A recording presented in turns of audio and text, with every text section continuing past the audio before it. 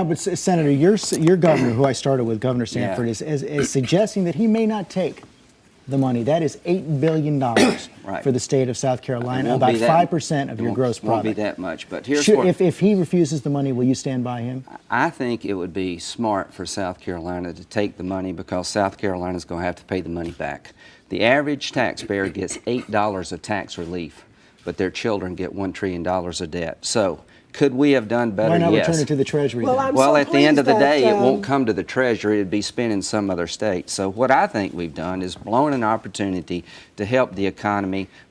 We should have started with housing and banking because this is good money after bad unless you spend housing and banking. And the question people need to understand is how much more do you need to fix housing and banking? $315 billion left in the TARP is not even close to fix housing and banking. And every dollar we waste in here and every policy change in this bill that could have went through the normal process is a opportunity loss for this country. That brings me to the next subject. I do want to get into the banking and the housing provisions, but there was one more provision in this stimulus package that I want to ask you about, Senator Schumer. At the last minute, a new executive compensation provision was brought in that would cap bonus pay for executives at these financial institutions that receive TARP money at a third of their salary. Now, the opponents of this, including those in the Obama administration, have a number of, they say it's going to lead to a brain drain.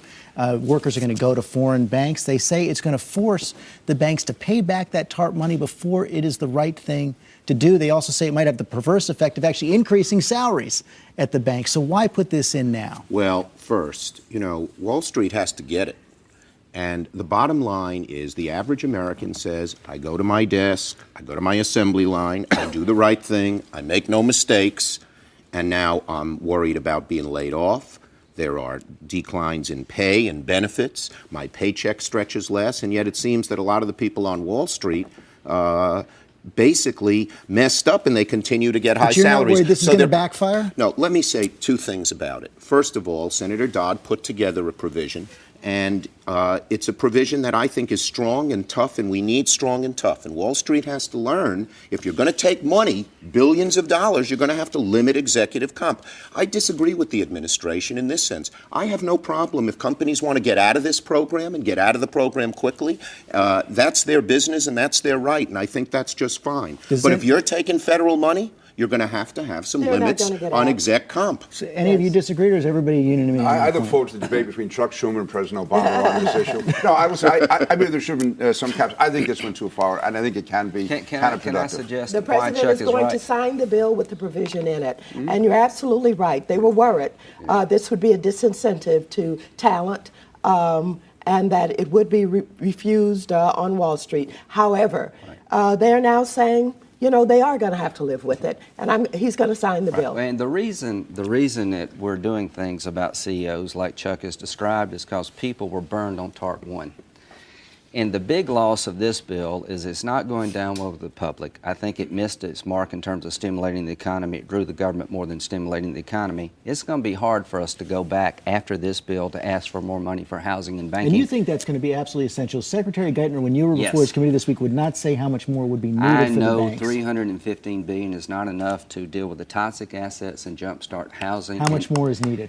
Some people tell me over half a trillion dollars. And after this exercise of TARP 1 and now the stimulus bill, it makes it harder for everybody here to go back to the public and say, please give us more money because we seem irresponsible. There are things in this bill that make the public want to throw up. They know it doesn't create a job, it just creates more government, and we blew it. I don't see anything in this bill that would make anybody want to throw up. This is exciting. Changing welfare rules in this bill? The welfare rules are not changed in this bill. As a matter of fact, it does relieve some work requirements, doesn't it? Work requirements and also total benefits. Doubling the size of and it also takes out the verification of illegal immigrants. Congressman Waters finished there. Yes. What this bill does is give tax breaks to 95% of American workers. We've had tax breaks from the previous administration for the richest 1% in America. Now the American workers are going to get a break. When you couple these tax breaks along with the jobs that are going to be created in the infrastructure, you're going to have not only people who have been losing jobs back in the workplace, but we're going to save jobs and keep businesses from laying off people. This is exciting, and this gives hope. This is a beginning. This is a long-term investment in our economy. Maxine, here's what I want to say here. The Congressional Budget Office says over a period of 10 years it's going to deflate the gross domestic product and bring down wages. So you voted for a bill that's going to bring down workers' wages under the guise of making people feel good in the short term. I just want to say this. Every one of the 435 House members and 100 senators can find some provisions they don't like in this bill. 95% of this bill, 98%, does three things: creates or preserves jobs, builds infrastructure, and puts money into the pockets of the middle class. You know, there's a time for quibbling, and there's a time for coming together. This was a time President Obama reached out to a large number of people. This was a time to come together. And, you know, I am disappointed. When George Bush proposed his program, it was all tax cuts, not one single investment program. We all voted for it because we thought the country had to come together. We could have said, Peter, it didn't have this, it didn't have that. This was a time to come together. We're talking about serious differences. Well, and we're talking about bipartisanship. House Republicans were not allowed at the table. They were not allowed any input whatsoever into the formation of this bill or changing the bill in any way. $1.1 trillion debt passed on to the next generation is something to quibble about. The tax provisions that would created jobs were gutted. The Isaacson Amendment was gutted. It was $15,000 refundable tax credit. He didn't vote for the bill. Buying houses. Well, okay, so he didn't vote for the bill when it was in there. You No, punish no, the we're going to person get a better trying to buy a provision. home. The carry loss back provision for business was $67 billion. In the Senate, the compromise version was $4 billion. The tax provisions that would have created jobs were replaced by spending. $400 checks goes to the consumer. It's about $8 in a check in a pay period. We tried this last year. That's not going to create any That's only jobs. one portion of this bill. That's most of the tax cuts. And let me say No, it one is other not. thing. Gutted the tax On the provisions for floor of the business. Senate, where there was an open process, Peter, but on the floor of the Senate, I heard over and over again, this is $1 trillion that we're not paying for it.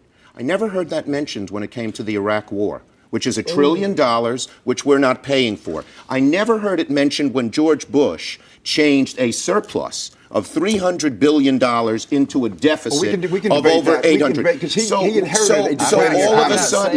all of a sudden, the reason to be against this is deficit spending. But when it was Iraq War or tax cuts for the highest income people, we never heard it. I think we heard a lot of different reasons.